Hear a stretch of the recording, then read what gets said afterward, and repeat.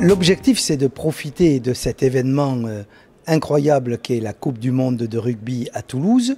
pour faire en sorte de faire découvrir le tourisme à l'ensemble des supporters qui viendront assister aux différents matchs et leur permettre de découvrir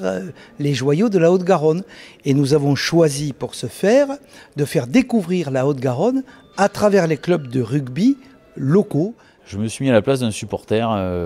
fan de rugby, se dire mais comment j'occuperai mes jours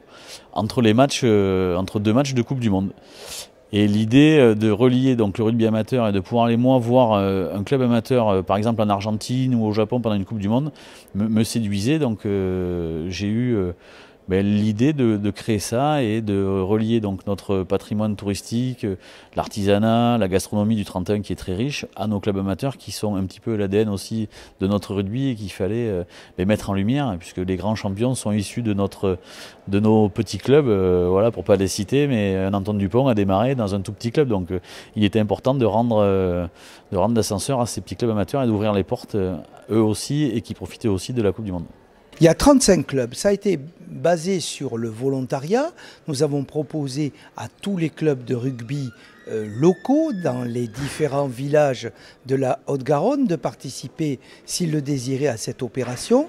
L'opération est assez simple, il s'agit d'assurer la promotion du club en présentant ses résultats, son histoire, le joueur emblématique,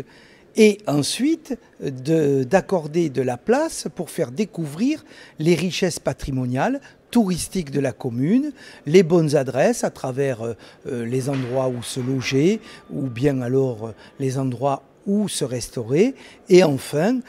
où acheter les produits locaux. Notre objectif, c'est de faire découvrir par exemple aux Japonais la diversité de nos communes, la richesse patrimoniale et aussi bien sûr les différents clubs tels qu'ils composent ces villages.